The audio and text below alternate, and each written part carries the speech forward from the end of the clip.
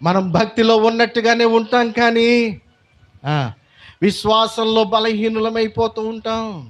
ప్రార్థన చేస్తూ ఉంటాం, కానీ మన యొక్క ప్రార్థనకు ఆధారం ఉండదు. మనము దేవుని మందిరానికి వస్తూ ఉంటాం, కానీ ఏదో నిస్సహాయత, దేవుని మీద ఆధారపడుతున్నట్టు ఉంటాం, కానీ మనము లోకంలో ఉన్నటువంటి వారి మీద కూడా ఆధారపడతాం. దేవుని సన్నిధిలో ఉన్నట్టు ఉంటాం, కానీ బయట కనిపించే వాటికన్నిటికీ కూడా మొక్కుతూ ఉంటాం.